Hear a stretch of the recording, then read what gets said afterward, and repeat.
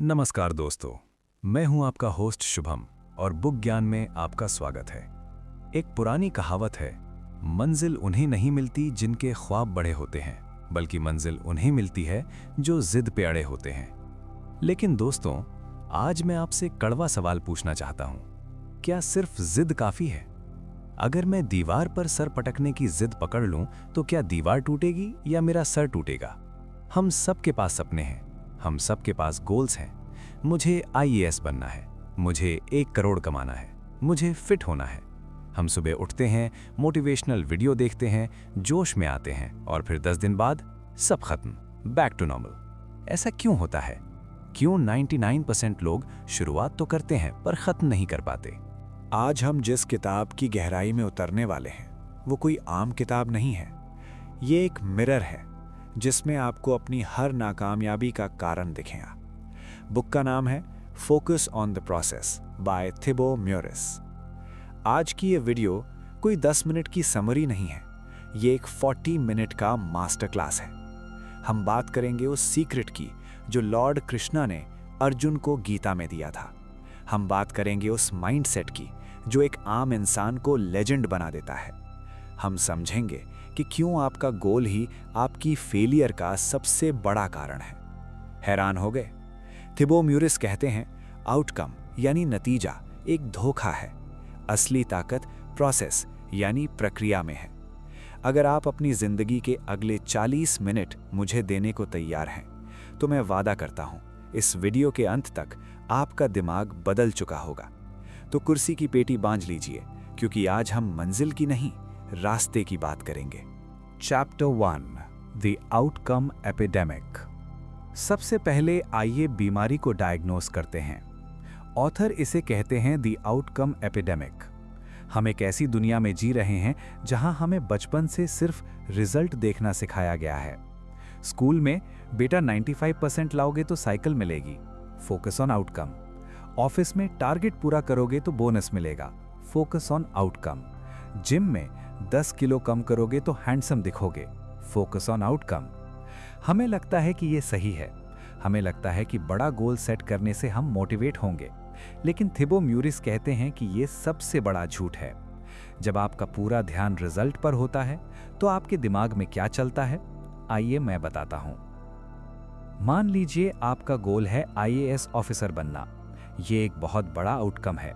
जब भी आप पढ़ने बैठते हैं आपका दिमाग उस आउटकम के बारे में सोचता है और दिमाग कहता है, यार सिलेबस बहुत बड़ा है, अगर नहीं हुआ तो पड़ोसी क्या कहेंगे, रिश्तेदार हंसेंगे।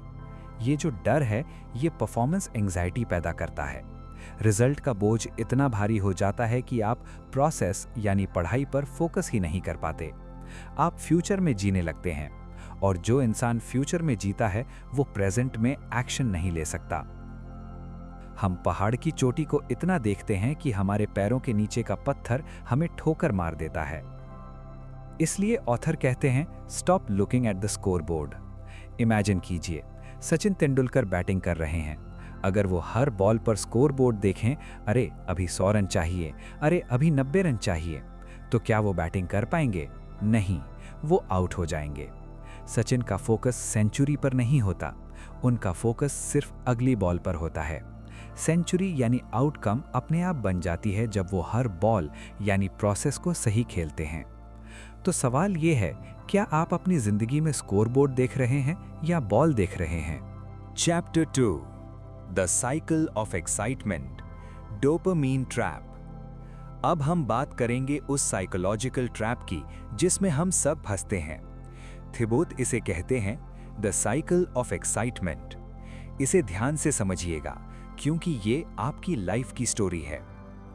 Phase 1, the incubation of fantasy, सपनों की दुनिया।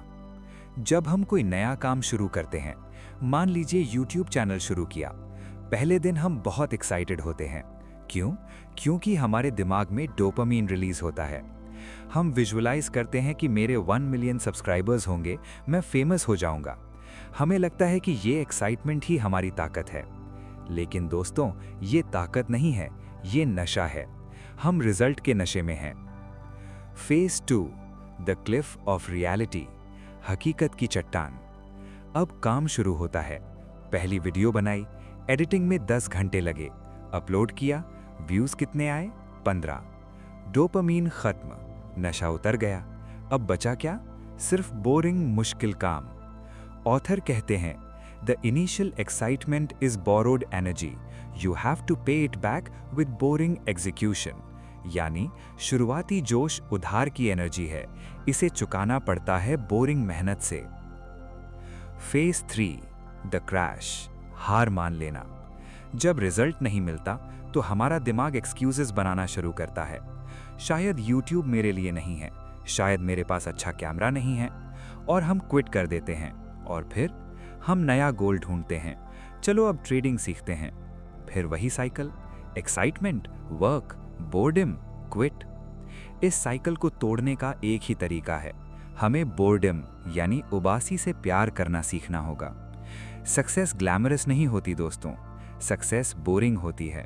रोज सुबह उठना, रोज वही पुशअप्स लगाना, रोज वही किताब पढ़ना। जो इंसान इस बोर्डम को बर्दाश्त कर लेता है वही लेजेंड बनता है। इस बात को गहराई से समझाने के लिए मैं आपको एक कहानी सुनाता हूँ। ये कहानी है चाइनीज बैम्बू ट्री की।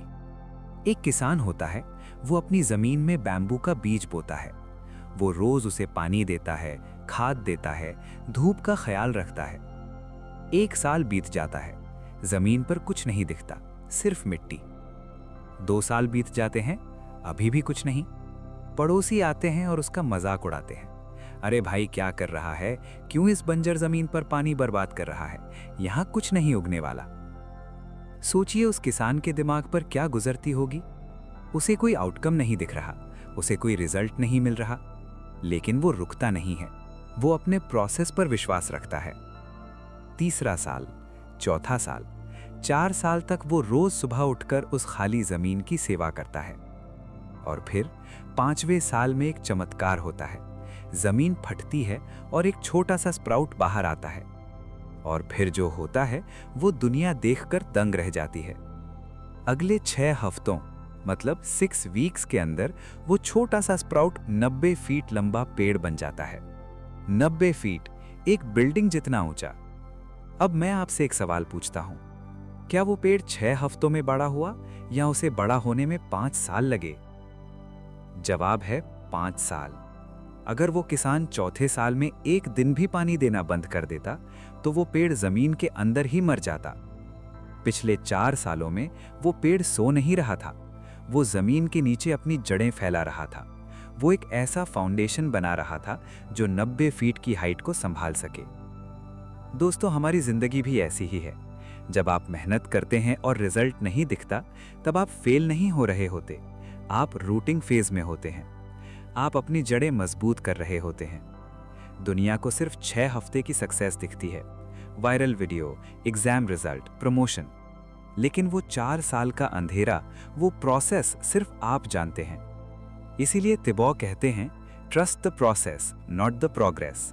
प्रोग्रेस धोखा दे सकती है, कभी दिखेगी कभी नहीं, पर प्रोसेस कभी धोखा नहीं देता। अब हम थोड़ा और गहराई में चलते हैं। ये जो प्रोसेस की फिलॉसफी है, ये नई नहीं है। हजारों साल पहले श्रीमद् भगवद गीता में भगवान कृष्ण ने यही कहा था। चैप्टर 2 वर्स 47 आपने हजारों बार सुना होगा, कर्मण्येवाधिकारस्ते मा फलेषु कदाचन। लेकिन आज इसका साइकोलॉजिकल मतलब समझिए। कृष्ण अर्जुन से कह रहे हैं, तेरा अधिकार सिर्फ कर्म यानी प्रोसेस पर है, फल पर नहीं। क्यों? क्या कृष्ण चाहते हैं कि अर्जुन फेल हो जाए? नहीं, कृष्ण अर्जुन को एंजाइटी से बचा रहे हैं। अर्जुन परेशान है, मैं जीतूंगा या हारूंगा, मेरे अपने मरेंगे या बचेंगे, आउटकम फोकस। इस वजह से उसके हाथ कांप रहे हैं, वो धनुष नहीं उठा पा रहा।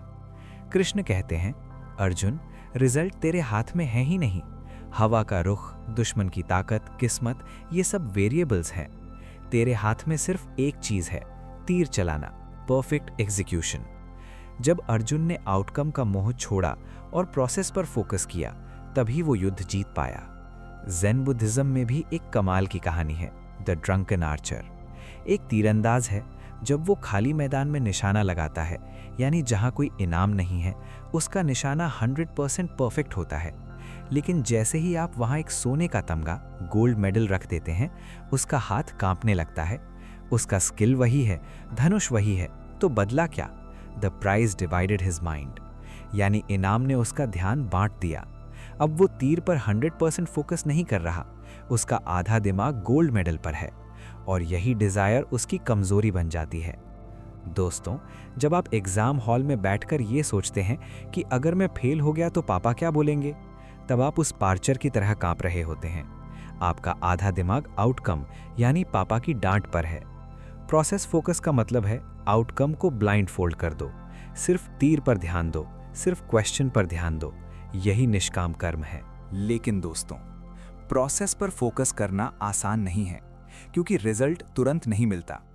यहां हमें सीखना होगा द स्टोन कटर माइंडसेट। एक पत्थर तोड़ने वाला मजदूर है। वो हथौड़ा उठाता है और एक विशाल चट्टान पर मारता है। 1 बार, कुछ नहीं हुआ। 10 बार, कुछ नहीं हुआ। पत्थर पर एक खरोच भी नहीं आई। 50 बार, वो पसीने से लथपथ है। 99 बार, अभी भी पत्थर वैसा का वैसा है। देखने वाला कहेगा, ये आदमी पागल है, ये अपना वक्त बर्बाद कर रहा है। लेकिन फिर वो 100वां वार मारता है और अचानक वो विशाल पत्थर 2 टुकड़ों में टूट जाता है। अगर अभी भी आपको लगता है कि मेरी किस्मत खराब है या मेरे पास रिसोर्सेज नहीं है, तो ये कहानी आपकी सोच बदल देगी। ये कहानी है कैरोली टैकस की। 1938 में कैरोली हंगरी के सबसे बेहतरीन पिस्टल शूटर थे। उनका राइट हैंड यानी सीधा हाथ दुनिया का सबसे बेस्ट शूटिंग हैंड माना जाता था। सबको पता था कि 1940 के ओलंपिक्स में गोल्ड मेडल कैरोली का ही है। लेकिन किस्मत को कुछ और मंजूर था। एक दिन आर्मी ट्रेनिंग कैंप में एक हैंड ग्रेनेड फटा और कैरोली का वही राइट हैंड जिससे वो शूट करते थे, वो उड़ गया। खत्म। 1 सेकंड में एक नेशनल हीरो एक अपाहिज बन गया। सोचिए उस इंसान पर क्या गुजरी होगी। उसका सपना, उसका करियर, उसकी पहचान सब चला गया। लोग हॉस्पिटल में मिलने आए, अफसोस जताने आए। लेकिन कैरोली ने क्या किया? क्या वो रोया? क्या उसने किस्मत को कोसा? नहीं। कैरोली ने आउटकम यानी हाथ चला गया पर फोकस नहीं किया। उसने फोकस किया कि उसका लेफ्ट हैंड अभी भी बचा है। वो गायब हो गया। 1 साल तक किसी को नहीं पता चला कि कैरोली कहाँ है। लोगों ने सोचा वो डिप्रेशन में मर गया होगा। लेकिन कैरोली जंगल में अकेले अपने उल्टे हाथ से लिखना, खाना और गोली चलाना सीख रहा था। सोचिए कितना दर्द हुआ होगा, कितनी बार बंदूक हाथ से छूटी होगी। 1939 द कमबैक। 1 साल बाद नेशनल चैंपियनशिप हुई। कैरोली वहां पहुंचा। बाकी शूटर्स ने कहा, कैरोली कितना अच्छा लगा तुम्हें देखकर, तुम हमारा हौसला बढ़ाने आए हो? कैरोली ने जवाब दिया, मैं हौसला बढ़ाने नहीं आया, मैं तुमसे लड़ने आया हूं। और उस दिन एक हाथ वाले कैरोली टैकस ने अपने उल्टे हाथ से देश के सबसे बेस्ट शूटर्स को हरा दिया। सिर्फ यही नहीं, 1948 ओलंपिक्स में उन्होंने गोल्ड मेडल जीता। 1952 ओलंपिक्स में उन्होंने फिर से गोल्ड मेडल जीता। दोस्तों, ये है अल्टीमेट प्रोसेस माइंडसेट। आउटकम यानी हाथ चला जाना उनके कंट्रोल में नहीं था। प्रोसेस यानी दूसरे हाथ को ट्रेन करना उनके कंट्रोल में थी। उन्होंने इस बात पर फोकस नहीं किया कि मैंने क्या खोया है, उन्होंने फोकस किया कि मेरे पास क्या बचा है। आपके पास क्या बहाना है? मेरे पास टाइम नहीं है, मेरा बैकग्राउंड वीक है। अगर कैरोली बिना हाथ के गोल्ड मेडल ला सकता है तो आप सब कुछ कर सकते हैं। मेरा सवाल आपसे ये है, क्या उस आखिरी 100वें हथौड़े ने पत्थर को तोड़ा? नहीं। अगर पहले के 99 हथौड़े नहीं पड़े होते तो 100वां हथौड़ा बेकार होता। वो पहले 99 बार जिनका कोई रिजल्ट नहीं दिख रहा था, वो पत्थर को अंदर से कमजोर कर रहे थे। वो इनविजिबल प्रोग्रेस थी। आपकी जिंदगी में भी यही हो रहा है। आपने आज पढ़ाई की, नंबर नहीं आए, फर्स्ट ब्लो। आपने वीडियो बनाई, व्यूज नहीं आए, 10th ब्लो। आपने डाइट की, वेट कम नहीं हुआ, 50th ब्लो। आपको लग रहा है कुछ नहीं हो रहा, लेकिन कंपाउंड इफेक्ट काम कर रहा है। पत्थर अंदर से टूट रहा है, बस वो 100वां हथौड़ा पड़ने की देर है। थिबॉट कहते हैं, most people quit at the 99th blow. ज्यादातर लोग 99 वार पर हार मान लेते हैं। आप मत रुकना। अगर अभी भी आपको लगता है कि मेरी किस्मत खराब है या मेरे पास रिसोर्सेज नहीं है, तो ये कहानी आपकी सोच बदल देगी। ये कहानी है कैरोली टकाच की। 1938 में कैरोली हंगरी के सबसे बेहतरीन पिस्टल शूटर थे। उनका राइट हैंड, सीधा हाथ, दुनिया का सबसे बेस्ट शूटिंग हैंड माना जाता था। सबको पता था कि 1940 के ओलंपिक्स में गोल्ड मेडल कैरोली का ही है। लेकिन किस्मत को कुछ और मंजूर था। एक दिन आर्मी ट्रेनिंग कैंप में एक हैंड ग्रेनेड फटा और कैरोली का वही राइट हैंड जिससे वो शूट करते थे वो उड़ गया। खत्म। 1 सेकंड में एक नेशनल हीरो एक अपाहिज बन गया। Pause, silence. सोचिए उस इंसान पर क्या गुजरी होगी। उसका सपना, उसका करियर, उसकी पहचान सब चला गया। लोग हॉस्पिटल में मिलने आए, अफसोस जताने आए। लेकिन कैरोली ने क्या किया? क्या वो रोया? क्या उसने किस्मत को कोसा? नहीं, कैरोली ने आउटकम यानी हाथ चला गया पर फोकस नहीं किया। उसने प्रोसेस यानी अब क्या कर सकता हूं पर फोकस किया। उसने देखा कि उसका लेफ्ट हैंड अभी भी बचा है। वो गायब हो गया। 1 साल तक किसी को नहीं पता चला कि कैरोली कहाँ है। लोगों ने सोचा वो डिप्रेशन में मर गया होगा। लेकिन कैरोली जंगल में अकेले अपने उल्टे हाथ से लिखना, खाना और गोली चलाना सीख रहा था। सोचिए कितना दर्द हुआ होगा, कितनी बार बंदूक हाथ से छूटी होगी। 1939 द कमबैक। 1 साल बाद नेशनल चैंपियनशिप हुई। कैरोली वहां पहुंचा। बाकी शूटर्स ने कहा, कैरोली कितना अच्छा लगा तुम्हें देखकर, तुम हमारा हौसला बढ़ाने आए हो? कैरोली ने जवाब दिया, मैं हौसला बढ़ाने नहीं आया, मैं तुमसे लड़ने आया हूं। और उस दिन एक हाथ वाले कैरोली टकाच ने अपने उल्टे हाथ से देश के सबसे बेस्ट शूटर्स को हरा दिया। सिर्फ यही नहीं, 1948 ओलंपिक्स में उन्होंने गोल्ड मेडल जीता। 1952 ओलंपिक्स में उन्होंने फिर से गोल्ड मेडल जीता। दोस्तों, ये है अल्टीमेट प्रोसेस माइंडसेट। आउटकम यानी हाथ चला जाना उनके कंट्रोल में नहीं था। प्रोसेस यानी दूसरे हाथ को ट्रेनिंग देना उनके कंट्रोल में थी। उन्होंने इस बात पर फोकस नहीं किया कि मैंने क्या खोया है। उन्होंने फोकस किया कि मेरे पास क्या बचा है। आपके पास क्या बहाना है? मेरे पास टाइम नहीं है, मेरा बैकग्राउंड वीक है। अगर कैरोली बिना हाथ के गोल्ड मेडल ला सकता है तो आप सब कुछ कर सकते हैं। दोस्तों, वीडियो के अंत में बस इतना कहूंगा, जिंदगी कोई स्प्रिंट नहीं है, ये एक मैराथन है। दुनिया आपको बेचेगी डेस्टिनेशन का सपना। वो दिखाएंगे बड़ी गाड़ी, बड़ा घर, मेडल्स, लेकिन वो आपको नहीं दिखाएंगे वो 4 बजे का उठना, वो पसीना, वो अकेलेपन के घंटे। दशरथ मांझी ने 22 साल लगाए पहाड़ तोड़ने में। क्यों? क्योंकि उन्होंने पहाड़ आउटकम को नहीं देखा, उन्होंने अपने हथौड़े प्रोसेस को देखा। उन्होंने कहा था, जब तक तोड़ेंगे नहीं तब तक छोड़ेंगे नहीं। आज से, अभी से अपने आउटकम को एक कागज पर लिखो, उसे फोल्ड करो और अलमारी में बंद कर दो, और अपना पूरा ध्यान, अपनी पूरी आत्मा आज के प्रोसेस में लगा दो। बोर होने के लिए तैयार हो जाओ, दर्द सहने के लिए तैयार हो जाओ, क्योंकि जिस दिन वो 100वां हथौड़ा पड़ेगा, जिस दिन वो बैम्बू स्प्राउट करेगा, उस दिन ये दुनिया खड़े होकर आपके लिए ताली बजाएगी। अगर आप ये 30 डे प्रोसेस चैलेंज लेने के लिए तैयार हैं तो कमेंट में लिखिए, आई ट्रस्ट द प्रोसेस। मैं हूं आपका दोस्त बुक ज्ञान से। मिलती हैं अगली वीडियो में कुछ और गहरी बातों के साथ। तब तक पढ़ते रहिए, बढ़ते रहिए। जय हिंद।